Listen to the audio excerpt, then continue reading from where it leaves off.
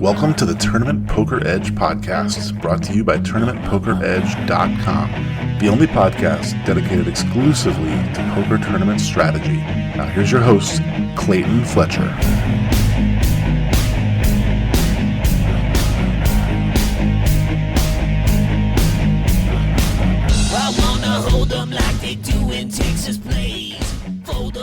Hello once again, everybody, and welcome to the Tournament Poker Edge podcast. I'm your host, Clayton Fletcher, here in New York, and as far as I know, our guest this week is also here in New York. He is one of the most requested guests, return guests, someone that all of his episodes we seem to get like a bump in the downloads, so I'm very happy to welcome back to the program my good friend, Alex Fitzgerald. Alex, how you been, buddy? I'm good. You're making me blush. I'm happy to be back here. No, they love you. TPE Nation. I mean, you're a god around here as far as as far as we're concerned. So thanks for taking the time to do this. How is the quarantine life treating you? What's going on? Oh, I'm good, man. I'm just, happy to be healthy. And apparently there's a lot of outdoor things to do in New York City. So went to the Brooklyn Botanical Gardens, Governor's Island, Ellis Island, Central Park Zoo, all that stuff. Just trying to stay sane, fostering a cat, playing with that guy. Yeah, trying to play with him a little bit more because, when you're taking care of a little creature, it kind of helps you forget everything that's going on. How you been? Yeah, good, man. I've been making a lot of trips to New Jersey. I've been partaking of the online poker offerings over there. There seems to be another big tournament every month, and so, the listeners know I've been updating them as far as how that's been going. It's been very swingy, as tournament poker generally is, but I recently broke a streak of 25 consecutive tournaments without a cash, and nice. So that wasn't fun. But what's crazy is the next 4 I played, I cashed in all of those. So it's like I had an 0 for 25, and then I had a 4 for 4. So I mean, nothing to write home about, no final tables or anything, but yeah, it's just so crazy. I was telling people in our last episode, actually, that I recently was, I was on that bad downswing, but many years ago, I actually had a streak of 36 consecutive tournaments without a single cash. And, nice. And, that was back when tournaments used to pay 10% of the field, and now they generally pay a little closer to 15. But, I almost got there again. 25 is not easy to do. I'm pretty proud of that one. I wear it like a badge of honor. I'm pretty sure I got to 50 at one time, No so way. I think I got you beat. But that was back during the 10% days, and I was very much playing go big or go home. But, yeah, these new payout structures are so strange. I've always believed the way you should play poker is 90% bread and butter, 10% swinging for the fences. So if you can find private games, go for them. But with 10% of your playing time, you should be playing tournaments, swinging for the fences. And it used to be lose all your money or heaven in tournaments. And now it's so weird. The last 8 Sundays I played, I think I was down like $20 after all 8 of the Sundays together, because if you play solid, you end up cashing a lot. But I kept finishing 9th and 7th and 4th, and when I did finish 4th, it was a small tournament. And at the end, I thought, this is so weird. I didn't mind, because I genuinely do like playing poker. It's very fun to me, but it was so weird to play just Sunday after Sunday after Sunday, and a lot on ACR, and you'd think like everybody's playing bonkers there. You would think you'd be going broke somewhere, but yeah, eventually I did have a Sunday where I just bricked everything, and then that was like, this feels more like the old days. Yeah. But yeah. So have you been playing a lot lately? Are you doing Sundays now? What's your schedule these days? I try to throw up some tournaments on Sunday. I want a big win in a big field just to walk my students through it and all that. If you think about actually making money from poker, and I have a monthly expense that I have to get to, right? There's rent, and then there's health insurance, and then there's all of that. Probably the most stable thing in the world is not tournaments with thousands of people in them, so that doesn't tend to be my focus. But it's also really good for keeping you interested, and it's just, I imagine when you're playing, I've been taking lessons with a solver coach, and that stuff is so intense. It's amazing how much you're shutting down, check raising fan, etc. But tournaments and loose cash games with recreational players are so fun because you just get to fire out and bomb all the time. That's incredible for motivation. You get to play so many hands because they play worse ranges, big wide open ranges, especially from the big blind. And then you get to bet big all the time. They have mostly high cards, big cards, fire big, get them to fold. If they have high cards 50 to 60% of the time, then a 3/4 bet only needs to work 42.8% of the time. Oh, they called on the flop? Okay, they have a ton of pairs. The bet should be big then. If you're bluffing, it costs money to get pairs to fold. If you're value betting, you should be betting big since your opponent has a ton of pairs. And I really like that in tournaments, even if I'm not, even if I'm finishing ninth. And I in one of the bigger like Sunday majors, got really close and didn't do enough, and that was frustrating. But all the other times it wasn't that frustrating because it's just so fun to see what can I get people to fold to, what can I get people to call, and that creativity gets me fired up. Whereas I guess cash game's more of a meditation, and being patient and paying attention is 90% of that game, and that's not exactly as taxing. Yeah, for sure. I find cash games, especially after tournaments, like suppose I'm in Vegas for the World Series and I've played like 30 tournaments by mid-July, and I just settle in and just, fire up a 5-10 at Bellagio or whatever. It just feels so chill compared to, I'm not worried about the blinds increasing or, what my chip stack is relative to the field, or, when are we going to get into the money. You can just kind of, as you say, meditate on it. Not to say that cash games don't have ebbs and flows, but it's really more about, I think a cash game is a lot of just kind of being patient, boring, like things are boring for a long time, and then they get super exciting for like a minute, and then they're super boring again for a little while. Yes. Yeah. And there's a lot of that kind of ebb and flow where I feel like the tournament game is generally, at least for people that play my style, which I think you're probably closer to my style than any other coach on the site, because I tend to go for it. Maybe I don't swing for the fences 10% of the time. Maybe I swing for the fences 90% of the time because I just don't. I mean, I never am playing with money that I need. Like, I'm not trying to play to make my rent. Although this year, not to digress, but obviously it's changed. Things have changed, and poker has been a much larger part of my income than it used to be. Right. But honestly, Alex, I haven't really changed my style. I still play within my bankroll, so I think you should play at a stake where you can afford to swing for the fences, and not. You should never be sweating like, oh, if I don't cash in this tournament, I'm in trouble. Yes, because then your creativity goes out the window, and more than that, you don't learn anything. And it was interesting when you were talking about cash games. What made me think about what I thought about that is, did you play a lot of cash before all of this started? Because you have a lot of reps with handling people in your other profession, and I've noticed people who perform are people who work in business, are people in customer service, are people who have to deal with people on a regular basis.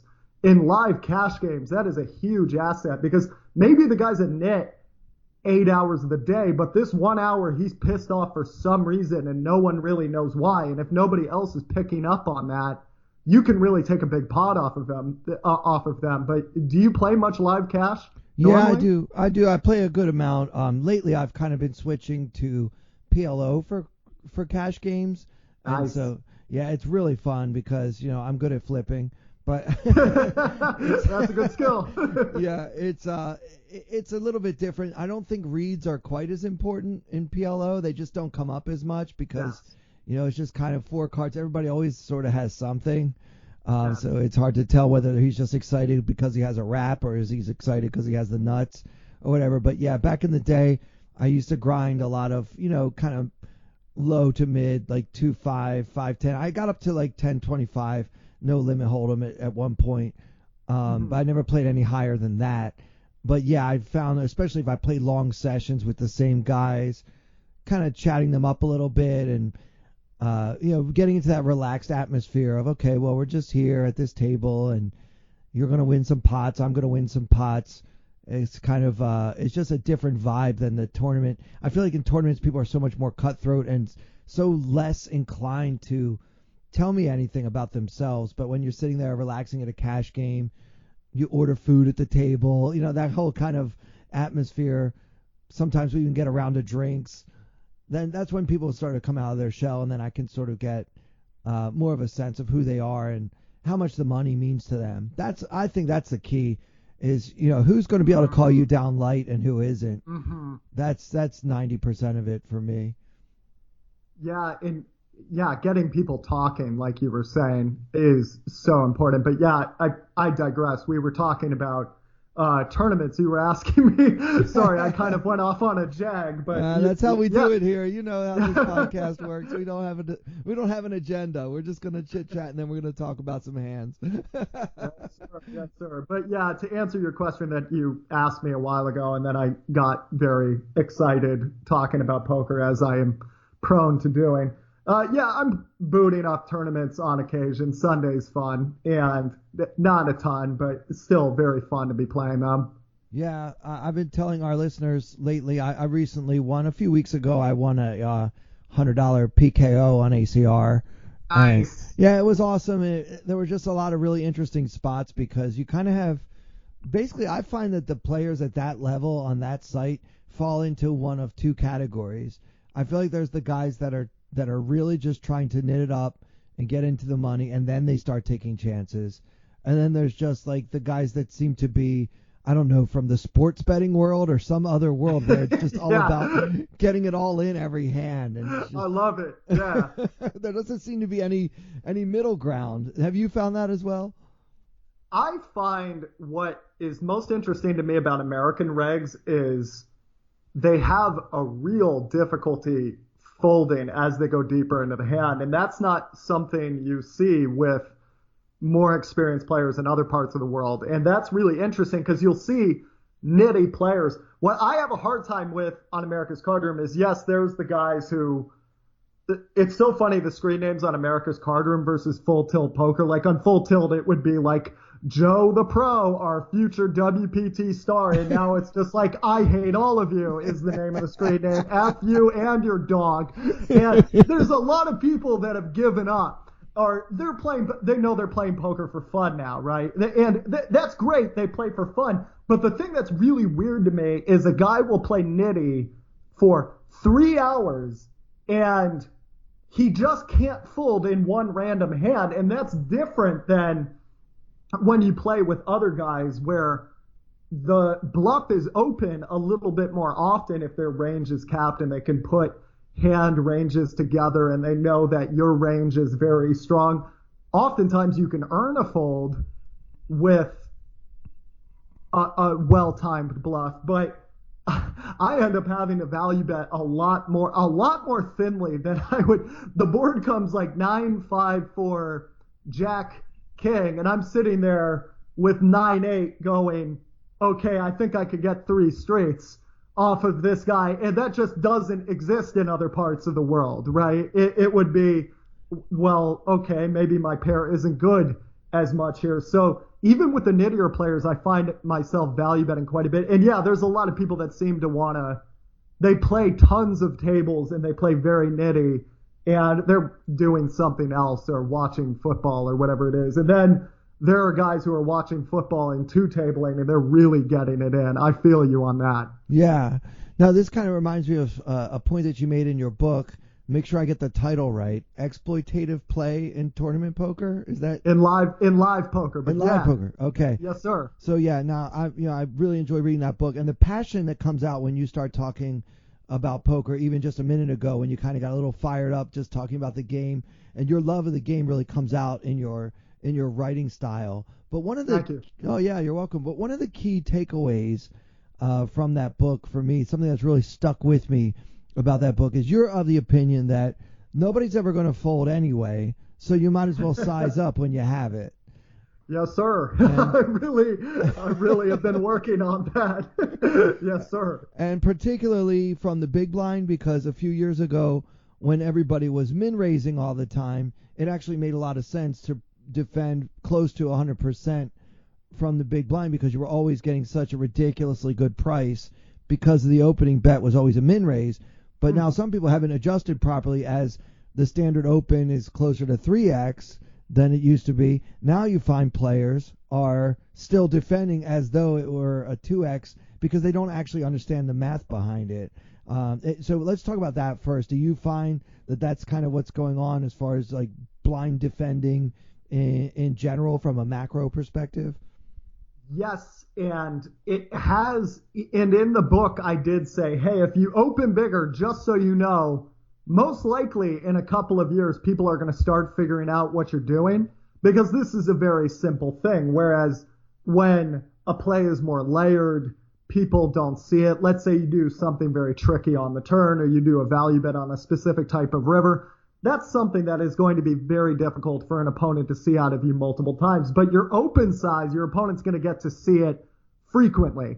It's going to be a jab that they could time with a counter. Now, do most people do that? No. Because, yeah, exactly. It's something you should be aware of, because I'll tell you what, when this was something I was fascinated with, because I've done so many poker lessons, and and it happened all the time where somebody would be sitting down and you could look at the stats and you just knew this was a gentleman who played poker live and was very squeamish online. And their opening range was 8-8, ace queen offsuit plus. And they would open to 4x every effing time pre-flop. And the funniest thing happened, which was in position, the person would have sevens or ace 10, and they go, I can't play this, so they'd fold. But in the big blind, they'd have jack 2 suited, and they go, okay, so I called. And I'm like, whoa, what? You did what now? And they go, well, I called. And eventually I started figuring out their range that they call 2x with is the range they call 4x with. And if we believe humans are creatures of logic, that would make sense. But humans, if I tell you to describe a trip you took 5 years ago, and I said, where did you eat? Name all the places you ate. You probably couldn't remember specific details of that trip. But if I said, how did that trip make you feel? You would probably have a 10,000 word essay for me. People like to feel things. And when you're in the big blind, you just feel like it's a discount. It's cheaper. I'm already invested. This guy's trying to take my money. And you don't really articulate it that way. So you call, and that's when you really get a guy, because if a guy calls with 4x out there and he just check folds when he misses, you're going to make some considerable money. Like 4 years back, I luck boxed my way to a WPT final table in Prague. And at the end, everybody I was playing with was like a 25-50 player. And I was thinking like, yeah, this is not good. But the one thing I had was the big open, because the only time people were just afraid to 3-bet it. Now, the problem is once they 3-bet it, they see you fold, the jig's up. You go to the 2x at that point, right? Unless you're on the button, and the big blind's just going to keep calling you with that 4x. But what kept blowing my mind was guys who were very good would just throw in the big blind call, and you would see it like a second later on their face. They go, oh my God, I can't believe I just did that. It's such an automatic thing that until you think about it consciously, you don't really approach it with perhaps the care it requires. Now, obviously, 4x is a bit of a stretch, but I was getting away with 3.5x quite a bit, because that's a very typical cash game raise size. And many people just thought, oh, okay, it's he plays cash games, whatever. And I always wondered if this is total conjecture, and I have no evidence to prove this at all, but after the 400th time I heard, hey, so-and-so's third in chips at this big final table, typically a cash game player, this is his 5th live tournament ever, I would go, is there something to that? Are they doing something we're not thinking we can do? And then there was a poker theoretician who's on Matthew Jonda, who was just incredibly brilliant, and he started saying, that he thought there could be something under big raises, and he got me thinking about that. And I just started trying them, and it would work quite often. But there are guys who will know what you're doing, and raising 3.5x and then getting 3-bet light and then folding is a miniature disaster because 3.5x in tournament poker is so expensive. But it's something that's interesting to me that not every flop bet you make is the same. Not every turn bet you make is the same. Not every river bet you make is the same. Not every 3-bet sizing you do is the same. So I find it highly unlikely that the perfect raise size is 2x in 1,000% of situations. I don't buy that. Yeah, and I don't either. And that's why when you're playing tournaments, you really don't want to do anything by rote. It's like, well, this is my standard, and I don't really know why, but this is the standard thing that I always do when I'm in this situation. I mean, tournaments don't really work that way. There are so many variables to consider. Likewise, in your book, you talk a lot about there are two spots where people are over defending, and so you may as well size up. So the first, of course, is the big blind, and the second is when a player has opened the pot, which it seems that a lot of our opponents are doing with way too many hands, and then when they get 3-bet, they just always call. Now, you and I have been in this game long enough to recall that years ago you could spot a fish by he's a guy that calls 3-bets from out of position. Yes. That was like the first sign that you don't know how to play this game. Back then 3-bets were so rare that you either had the strength to 4-bet it or you just throw your hand away because the guy's got you. And then of course we all start 3-betting lighter and lighter, and so the adjustment has been made. But I think that adjustment has also gone to the extreme where people just never fold. Once they're in a pot, they're staying into at least till after the flop comes. And so there's a lot of money to be made that way, and that's why you advise people to, at least in the book anyway, you advise people to size up their 3-bets as well. So are you still seeing that trend, or has that part of the game caught up? Oh, absolutely. I still 3-bet quite a bit. Now, something that you have to find is somebody who is opening too much, and you still need to be in late position. So in cutoff is pushing it. Hijack is very, very optimistic, and I wouldn't recommend it. In button is obviously fantastic place to do it. Small blind, okay, people are conditioned to see 3-bets from there a little bit. Big blind is fascinating to me because there's many regs that they have ace-jack in the big blind. They just call automatically. They have 8s in the big blind. They just call automatically. I don't want to build a big pot with this hand. I'm out of position, etc., etc. So when they see a 3-bet from myself in the big blind, they go, well, I would call ace-jack there. I would call 8-8 there. So logically, this person must have a very good hand. So I do find those spots to be very interesting as far as 3-betting as a semi-bluff. You shouldn't go to war with just like Jack-2 offsuit, but say Jack-7 suited isn't a good enough hand to cold call with, but it works very well as a bluff. But you're looking for very specific things. Somebody opens too much, calls too much, and is more or less honest on the flop. Live, that's harder to establish. Obviously, if you see the person go away on a number of flops, that's someone who plays pretty fit or full, but it might take some time to get that. If you just see the guy opening pretty much every time it folds around to him and he has anything halfway decent, that's a great indicator that most likely they'll get to the flop and they'll just give up. But yeah, getting back to your original question, something that's really interesting to me is I think what happened is people watched a lot of poker on television, and name players used to be able to get to open just about anything because people were so scared of them. Everybody would fold, or they would politely call and give the great pro a free flop, or they would call out of the big blind and have no idea what they're doing. And when the pro got 3-bet, he tried to torture the guy a little bit. He knew he wasn't making much money, but he would call out of position, take his time, try to really teach you don't do that again. And it would work with a lot of these guys. And I think a lot of people saw that and they said, oh, that's the right way to play poker. But what blows my mind is someone will open to 2.5x and live. People really struggle with sizings to a degree that blows my mind. You'll make it 9x and they'll just call now like you're a terrible person if you don't.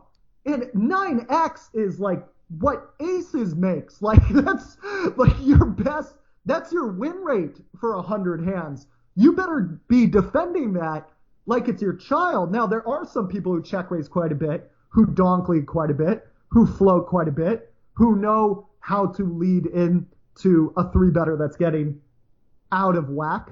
But most people, they seem to go, okay, I think this could be a bluff, but I'm going to see the flop and reevaluate from there. I think people just don't like open loops. That's why at the end of a Netflix series, at the end of a Netflix show, they give you the open question. Every true crime show, it's like, oh, but then this piece of evidence came up and it said something very different about this possible defendant. Tune into the next episode. Then it automatically plays and you keep going, and then it's 4 a.m. Open loops are really hard for people to deal with. If someone tells you the setup to a joke and then gets called away at the party and you don't hear the end of the joke, it's torturous. It's worse than if they just didn't tell you anything. And that's how people are pre-flop. What if my Jack 9 suited would have hit the flop? They'll pay anything to see the flop just to make sure that didn't happen, because you feel so stupid if you would have hit, right? So people will pay just to make sure they didn't hit the flop. Then, okay, they missed the flop, and it's like, okay, I'm done. I'm out of here. Hold on, are you kidding me? 7, 8, 9 big blinds, now I'm out of here? Like, just give up your win rate. It's gone. You have to really sweat those decisions. And it's especially preposterous when you consider the average person 3-bets. If you go all in pre-flop false on hand histories, are you just sort out people's 3-bets and you take out the all-ins? You're going to see aces, kings, queens, jacks in once a tournament Jack 9 suited. That's a very tight range. So you could be totally forgiven for folding too much to 3-bets. I think it's a fantastic spot that's still out there. Obviously, at advanced games, people are not opening wide enough that you want to be 3-betting too wide, but it is still something people should look into. Yeah, really great stuff there. I mean, just looking at the fact that everybody seems to think that poker is getting tougher and tougher, and of course it is. I mean, there are, the average player is way, way better than the average player was, let's say, 10 years ago. But I think that you've seen with your students and, with the volume that you're putting in Sundays or whatever, there's still plenty of mistakes being made on a regular basis, and there's still plenty of money to be made, especially in tournaments, in my opinion.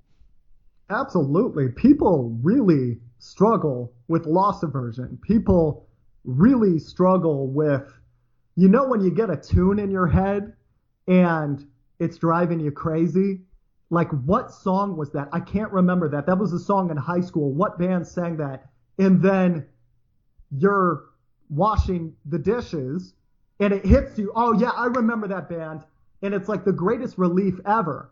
Humans don't like unanswered questions. That's why when you go to a movie and you can tell it's a turd 30 minutes in, do you walk out of the theater? No, you stay there like the sap you are. Just maybe it'll get better, right? And that's how people play poker. They can intellectualize things a little bit more. They understand what they should be opening, what they should be 3-betting, what they should be calling in general. But when it comes to certain parts of the hand, when you have a guy who's just barreling into you for 3-4 hours, live or online, you start getting curious. What does he actually have? And it's a lot like that open loop with true crime documentaries and Netflix. Why do people, you think about it, it's pretty weird. Why do people watch true crime? It's very strange, like, oh, someone got killed, tell me everything about it. That's a pretty weird thing, right? But the truth is, it's an open question. Who could do such a thing? That's a hell of a question. People want to know the answer. So they'll watch 22 episodes of Tiger King or whatever it is. Oh, that wasn't a long show. But, they'll watch 20 episodes of whatever it is to see if they can get a resolution. Sometimes they'll even know they don't get a resolution, and they'll still watch it just to see if they can figure it out. And it's the same thing at the poker table. People are watching something for 3-4 hours. The guy just keeps barreling, and you really want to know if your hand will hit. It's the worst feeling in the world if you fold to a 2.5x raise with like fives in the hijack, and the board comes ace 5-2. Even though you have 30x and you know you have no business calling and there's rejam stacks behind you, it's the worst feeling in the world when the board comes ace 5-2. That's an open loop. I can't let that happen. So I got to call this 2.5x because losing the 2.5x feels a lot worse, a lot better than seeing I would have flopped a set would have felt terrible. And people just keep chasing that dopamine rush of having the right hand, having the resolution, finding out if he's the killer, finding out if you're right. And once you have that resolution, everything's better. And I think as long as what's that old phrase? You can trust science, but not scientists, because scientists are people. I think I'm butchering it, but we have to remember, even though there's lots of scientific instruments in poker, and there's a lot of people studying them, people get lazy, and these are people you're dealing with. And they have predilections for wanting to know the answers to questions that have been asked that they don't have closure on. And they have sunk cost fallacies, and they'll gamble to avoid a loss. And actually, we're going to talk some poker hands. Maybe I can illustrate some of this. Should we do that? Yeah, definitely. I was just about to ask you to, and I really like the backdrop here. I love the way you find these analogies that help me see things in another way and help me understand like why your philosophy of the game is actually it's dramatically different from a lot of the prevailing wisdom right now. But I love this backdrop of comparing this to a murder mystery, or because really the word that comes to mind is suspense, and people don't like that suspense. They want to resolve it. Suspension and resolution. That's really what we're talking about here as far as why I have to call this 9x 3-bet because I have fives and there might be a 5 on the flop. Yeah, exactly. That's human nature, and it's actually a very odd human being who doesn't feel that. It's a very odd human being that goes, this relationship I've been in for 2 years and 8 months, I don't want to see it go to 3 years. Every 2 days are good, then there's a bad day. It's driving me nuts. You know the pattern, you know where it's going, but people hang on to things because of sunk cost all the time. And then, you want to know the answer to a question. That just drives people crazy. And people who write ad copy know this all the time. If you put a question at the beginning of a lecture in college, people will need to know the answer, even if you digress to something else. If you put a question in the subject of an email, people will open the email just to get the answer. It drives people crazy, not hearing the punchline to a joke and needing to know what's going on. I think once you start understanding emotional animals with 50,000-year-old computers that we call brains are trying to play this game, you'll see why people make mistakes all the time. People are not perfect, emotionless gems that just apply things perfectly. But sorry, I do get very passionate about this. Forgive my digressions, people. No, man, you're getting me excited. You make me want to go play some cards right now, I tell you. That's my job. That's my job, man, to give you new perspectives, right? I guess as close as we can come tonight is we could talk through a hand or two. Now, are these going to be hands that you played, or are these like taken from your students? Or?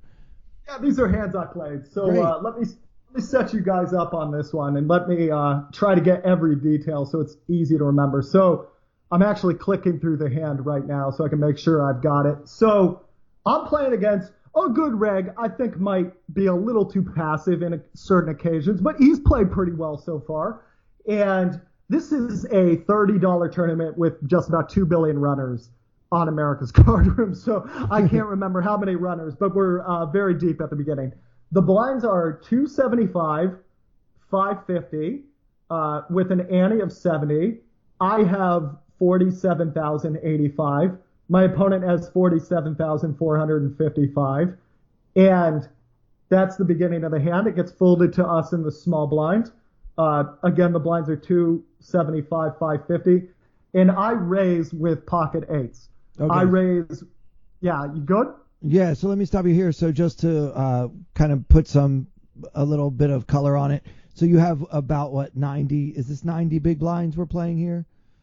Yes, sir. That's about right. Yeah, it's just at the beginning of the tournament, and we're we have like 90x to begin with. Yeah, now yes, these ACR tournaments, for those who don't play on that site, they have these ridiculous blind levels, 275, 550, 70, and I don't know why they do that. They give you a ton of chips and then they do these ridiculous like odd numbers and weird things. So yeah, yeah, it gets awkward, right? yeah. But anyway, we're deep stacked, and obviously it's uncontroversial to say we're going to open a pair of 8s here.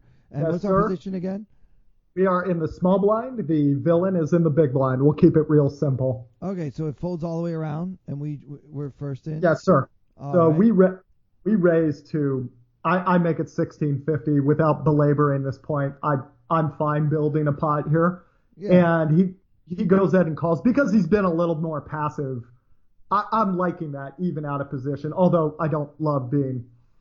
I don't love being out of position. So he calls. All right, so it's a 3x open from the small blind and a call, and we're both really deep. Yes, sir. And there's now 3,800 in the middle.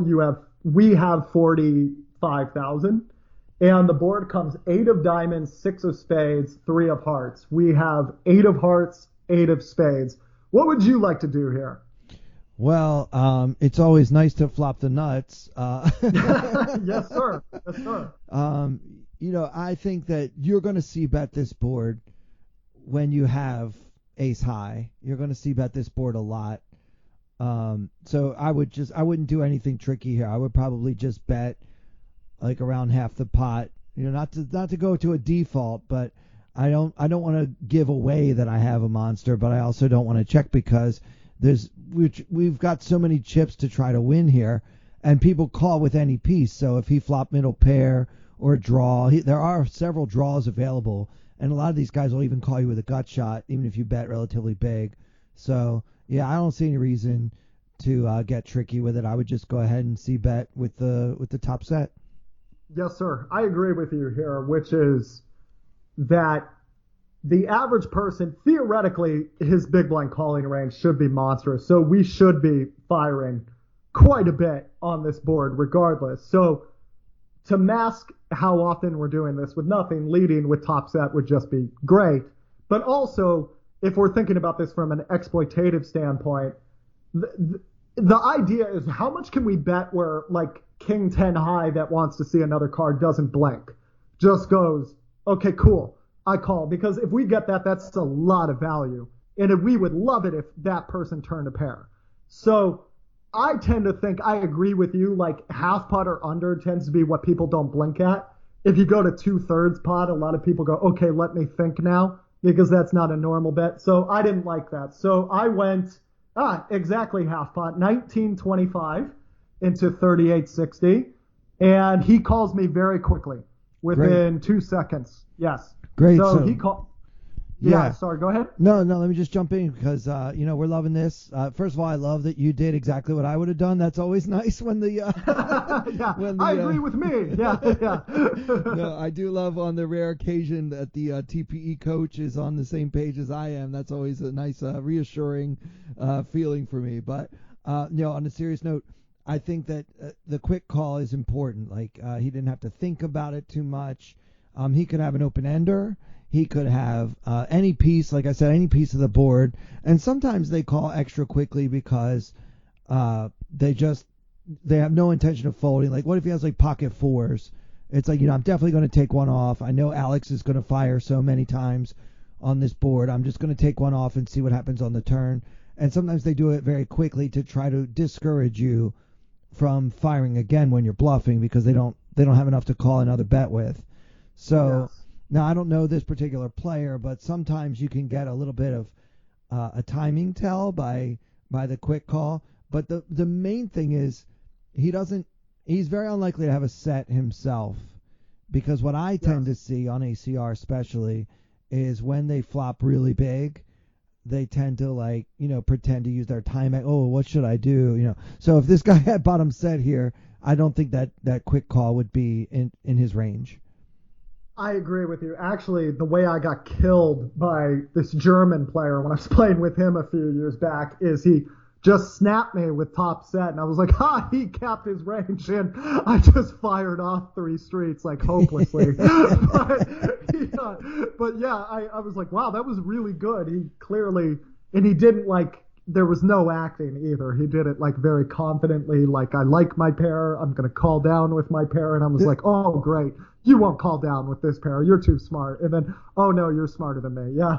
But anyway, yeah, sorry, you were saying something? I didn't mean to talk over you. No, you're great. Just anytime I give anybody advice about, oh yeah, this could mean this or that could mean that, if you mouse over their player emblem, their avatar, and you see the word Germany, just take what I said and throw it out the window. Yeah, that's what I learned. But yeah, that was not fun. And now, anyway, dealing with an American here, most likely, thank God. So yeah, we'll know that as we continue. So the turn is the ace of diamonds. There is 7,710 in the middle. We have 43,785 back. He has us covered.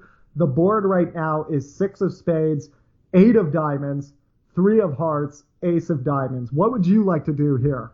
Okay, so there's a backdoor flush draw that just showed up. There's also an ace.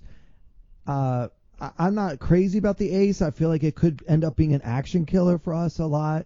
I mean, of course, our opponent could have an ace, and maybe, like, optimistically could have made, like, top and bottom pair with it or whatever. But in all likelihood, he doesn't have a lot of aces in his range because some of those aces may have even 3-bet us before the flop. So we have to discount that the ace is probably a bad card for us getting more action. And so for that reason, I would usually check and check call here, or check expecting it to check back a lot and then try to go for the little value bet on the river. I'm not crazy about this card, and I don't think that it helps us get paid very often. So I don't like it. Okay. So I bet 10,733 chips into 7,710. What do you think? Okay, so I like this. It's obviously on the other extreme, you're betting 150% of the pot.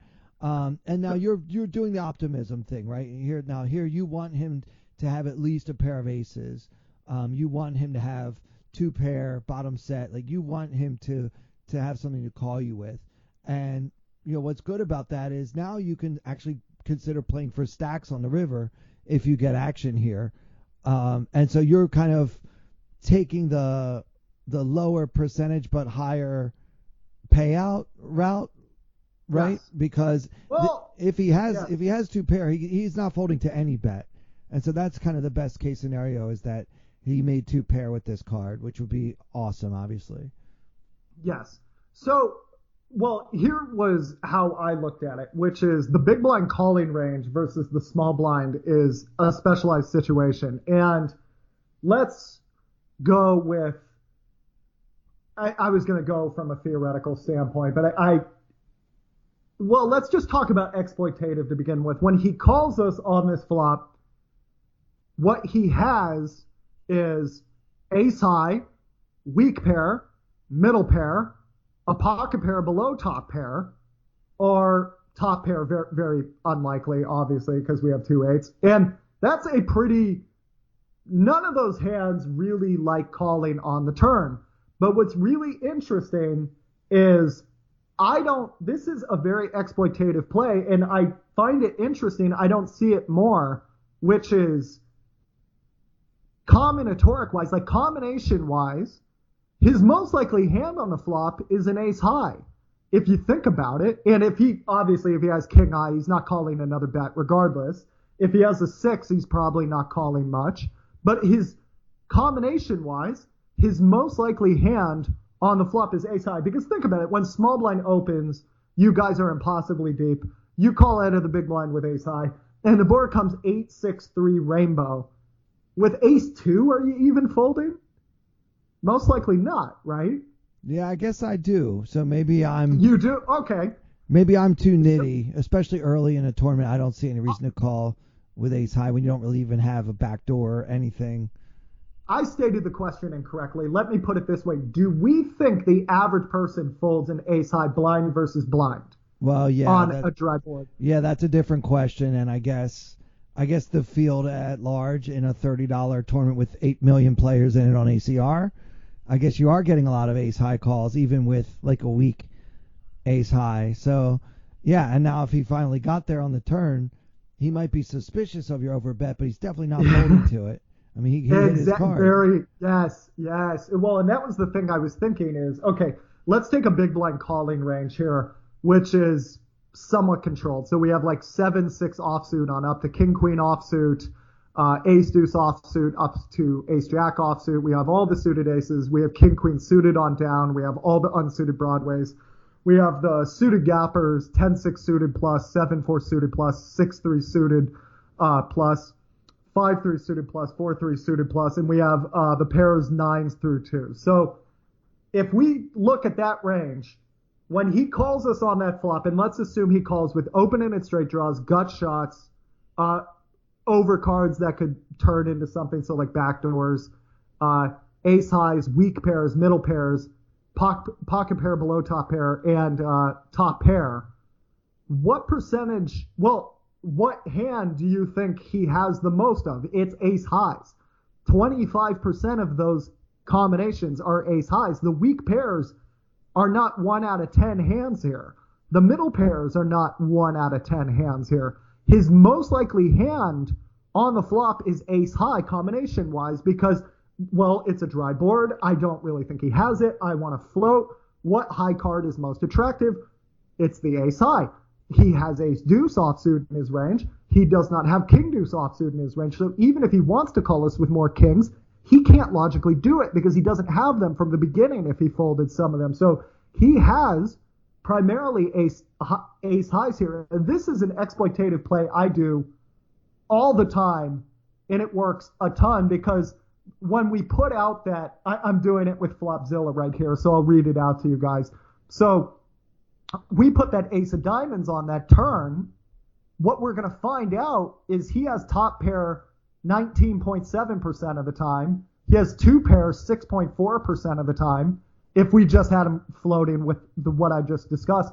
And he only has middle pair he has a weak pair 16% of the time. And remember, if we're going to try to do these acrobatics to keep middle pair in, I don't even know if we're going to get that, right? Like if we go bet, check the turn, bet river, we might get a little something, but we might not. He's still totally capable of folding.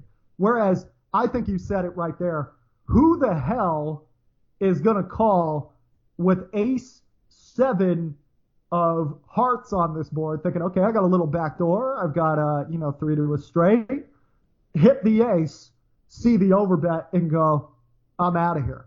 Right. Is that going to, are you going to feel kind of dumb if you do that? Again, you're watching the movie, you know it's a turd, you know how it's going to end, but you can't walk out because damn it, I bought the ticket, right?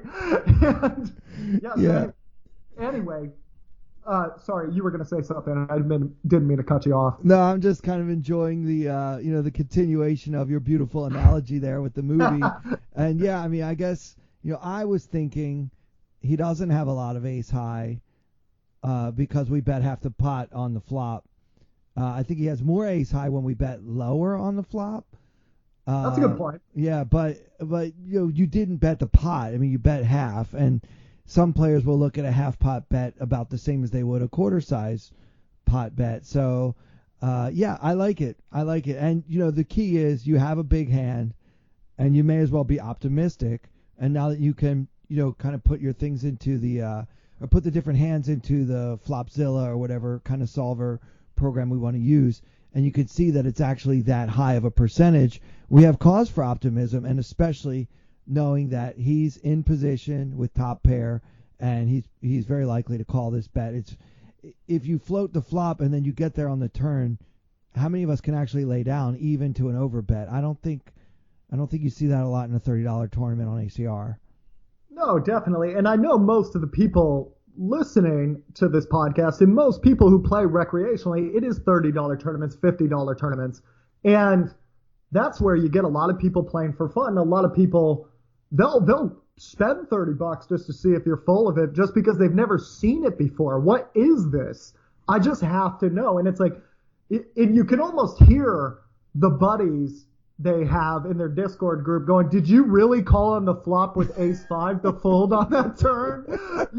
There's so much judgment for making a thin fold, whereas when you call down, you just go, I had to see it. Nobody even cares. You hold the hand over the muck. Nobody cares. There's no judgment. Think how crazy that is. Someone saying, let me give you money for free. Call, see the hand, there you go, putting it in the muck. How does that work? How is that totally cool? But here's the thing that's really interesting to me. I thought this was just exploitative fun for a long time, and just me flipping through Flopzilla and going like, haha, I bet since he's got an ace most of the time, I bet he'll never fold to that. I even get called by weakers sometimes just because people, they're so gung-ho to call, they don't really realize how much you bet right away, and they just go, this is what is, and they call a little too quick, or they get angry and they call a little too quick. But I actually have friends who are teaching me more of the GTO side of the game, and when you lock in conditions, it's interesting how often they'll just say like, oh yeah, overbet, he's not folding, right? And that's just interesting. Or if you give it, they're telling me that when there are options where bigger bets are allowed, it's interesting how often those can be explored. I don't know if I quoted that exactly right, so don't take me verbatim on that. But it's amazing how often big bets can be explored when we get into these situations where we probably weren't getting much from a 6 anyway. He probably didn't have a ton of 6s, because if you think about pre-flop, he probably folded 6-10 offsuit. He probably folded Jack-6 offsuit, but did he fold ace-10, ace-7, ace-2, any ace? 6-3 offsuit, he folded 6-4. So there's not, combination-wise, a ton of 6s we could keep in. The 3 was already out of the park when we were firing the turn, regardless of the bet size. Not getting a ton from the 6, not getting anything from the 3. The draws were probably gone. What we're getting called by, statistically speaking, is an ace. Why do we bet half pot? Do we want this guy to keep his chips? Is he just that nice of a guy? Do we not want to win the tournament? Sorry if I'm talking quite a bit, but these are the things I think of all the time. But anyway, Alex, I'm sitting here, I'm listening to you, I'm smiling, I'm loving this. I mean, just the way that you look at this game. But now let me push back just a little bit on the GTO part, since you brought up GTO, and some people may mistakenly see the title of your book and say, oh, well, this is a guy that doesn't care about game theory. So it might be interesting to some of our listeners that the guy who wrote Exploitative Play in Live Poker is now working with some of these GTO bots. And I think that maybe a misconception that some people have is that you are either exploitative or you are looking at the game from trying to play, in a theoretically sound way. So let me ask a question that will kind of illuminate what I'm driving at here. Would you make this bet with any bluffs at all, or when you overbet in this turn? I mean, can you think of a hand that you would have that's not a very strong hand that overbets here? No, but I am gambling a lot of money that he does not know that. Right. That's. But to go back to your earlier consideration, which is a very good one, I believe it was Assassinato who said game theory optimal is just when two players are maximally exploiting each other. And I thought that was just one of the most beautiful sentences I ever heard when it came to this game. Because, yeah, that's what it means, is both players just optimize perfectly against each other. Now, considering this is a game of humans that make mistakes, if they get unbalanced, you can capitalize on that. But yes, when you do, you cannot exploit others without becoming exploitable yourself. So let's put it this way. Let's say I did believe this guy had a fold of ace-5. Then the question then becomes, why am I not firing overbetting with king-queen here all the time? That would be the question, right? And I do think I try to cite my sources so you guys don't think I'm coming up with this on my what was it? I think it's the Bible that says there's wisdom in many advisors. I find it really interesting to hear the other side. Exploitative Play in Live Poker I wrote because it's really fun to help people win in low to mid stakes. And a lot of the same plays in my playbook work again and again and again. And this is one of them. Admittedly, this is horribly unbalanced. If he knew that I couldn't do this as a bluff, he really should be folding his aces. But the thing is, this is professional gambling. I'll put a lot of money down on him not being able to do that, right? Right. This is a prop bet. This is a very elaborate prop bet. It just so happens we threw the chips and the cards in there. But no, the things I really love is you brought up my passion for the game. The reason I'm very passionate about this game, well, one, this game gave me everything. I really didn't have that exciting or that interesting of a life before poker. And now I've gotten to travel the world and live in a lot of different places. So I'm very appreciative of that. But I really like competition, and I don't exactly have the physique for boxing or the reflexes for baseball. So it's really cool to me that I could do this to my 80s if I just eat halfway decent and decide to walk around the block a few times. So I do get very passionate about it. And the great thing is, I think you shouldn't just listen to me. You shouldn't, if I can go on one digression that I think is really important. Every day since the beginning of COVID-19, this is something Scott Adams said, and ever since he said it, I can't not remember it. And he said the scientist thing earlier, by the way. I forgot to cite him there. Every day you see two studies come out. One that says masks work and one that say masks don't work. So when they tell you trust the experts, I believe the way he put it, he said, do you have a magical effing sense, a magical effing limb that tells you what expert is telling you the truth? We trust science, but do you have science in your house? If you do have like an instrument that records something, do you understand how it works? No, you don't know what expert is right immediately until you do more investigation. So you shouldn't just trust me. You shouldn't just trust the GTO guys. You should do everything yourself. And then when you have something you're very sure of, find someone who can criticize it on a very good level, and that'll make your ideas stronger. And that's why, I mean, without getting into too many debates, you should always, without getting into too many points, I think that's why healthy debate is so important and why we have to get better at that. And I think it's really weird, this binary thing. You're in the GTO camp or you're in the exploitative camp. I think a lot of the great GTO practitioners would probably tell you they go off script all the time when they see the guys unbalanced, and that's how they make money from poker. Yeah, of course, GTO doesn't maximize profitability. It just maximizes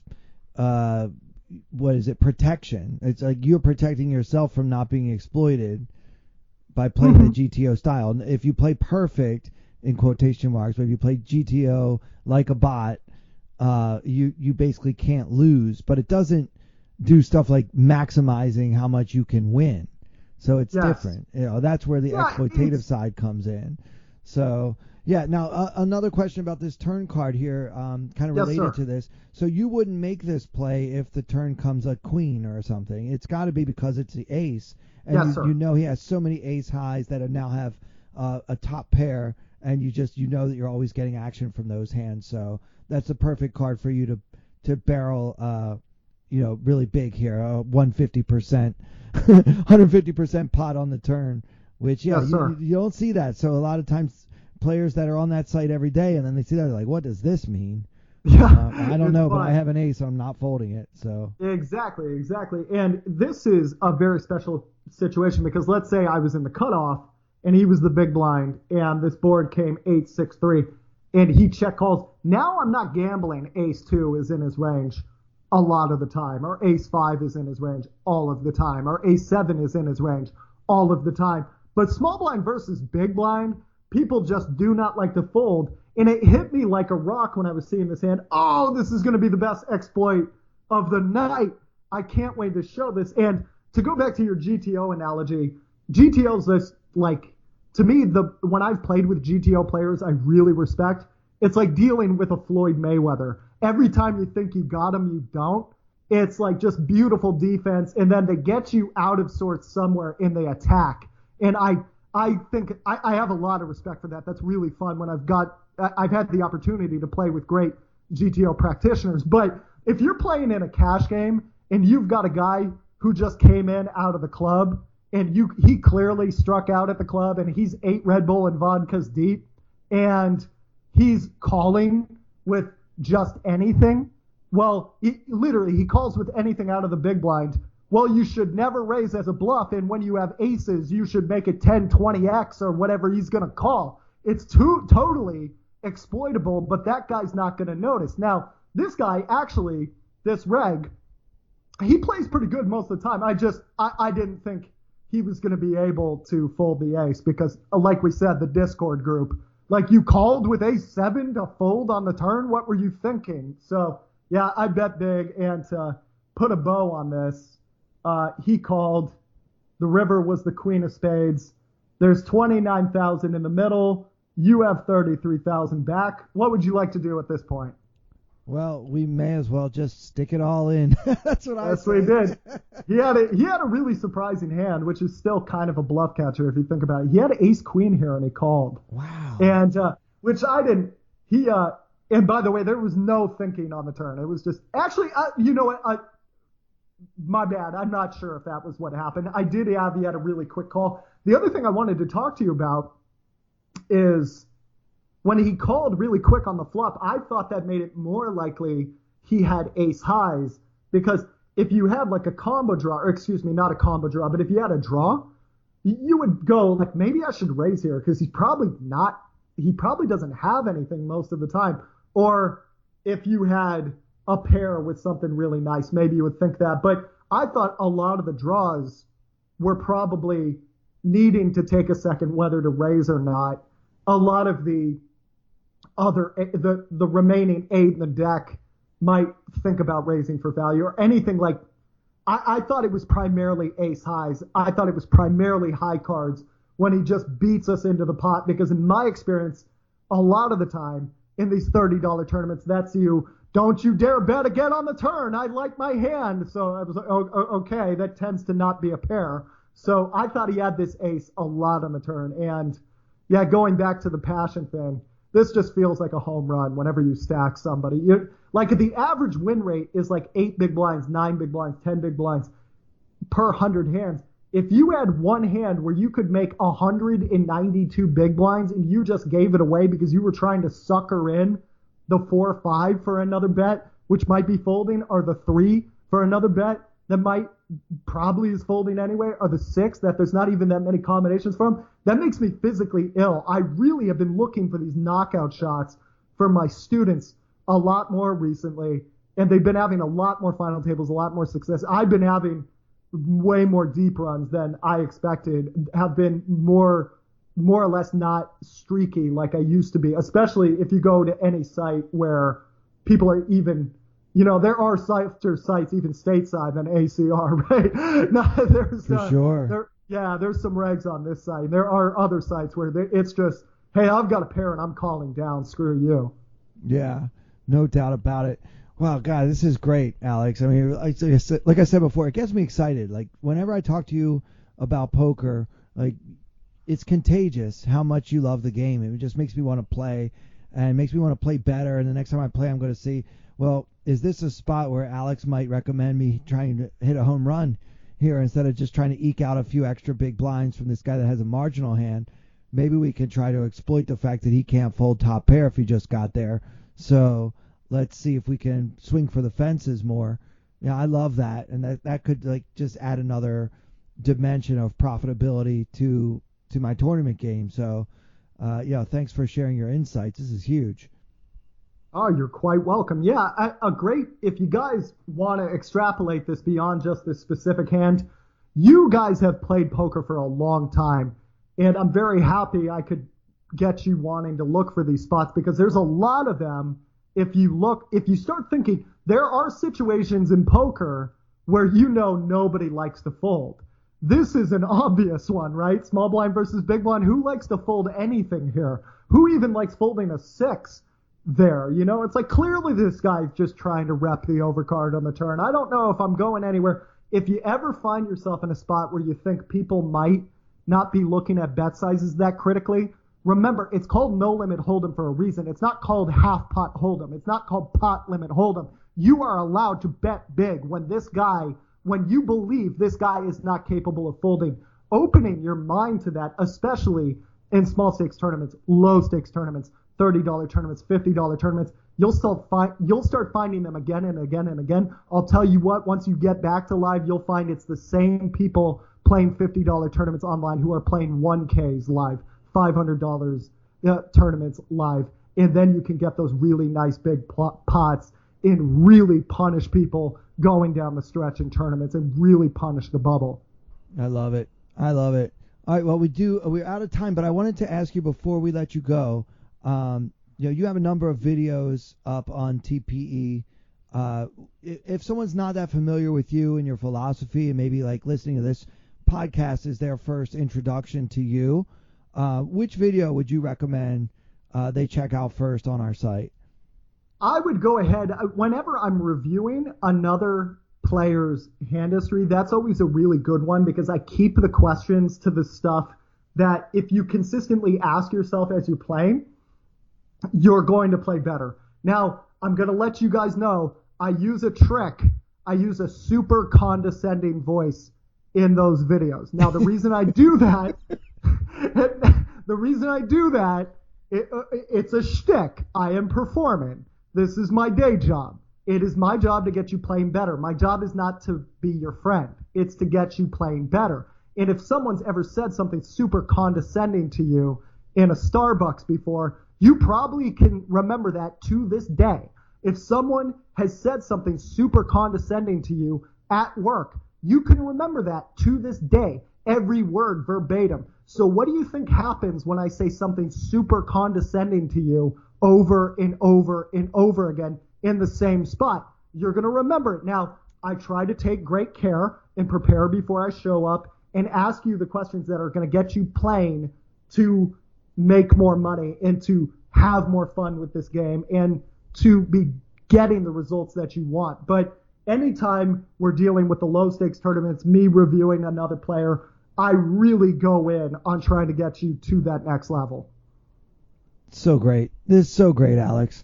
If people want to reach out to you directly, do you welcome that? And how should they go about doing that?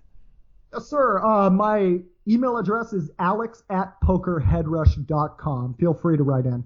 All right. So alex@pokerheadrush.com.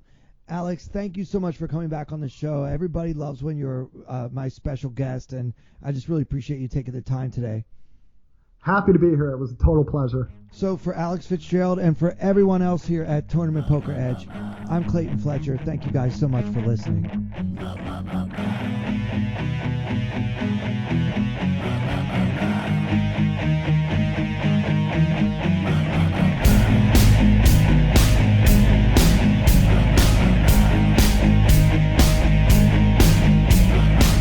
I wanna hold them like they do in Texas plays. Fold them, let them hit me, raise it, baby, stay with me. Luck and intuition, play the cards with babes to start. And after she's been hooked, I'll play the one that's on her heart. Oh, whoa, whoa, whoa, whoa. I'll get her heart, show her what I got.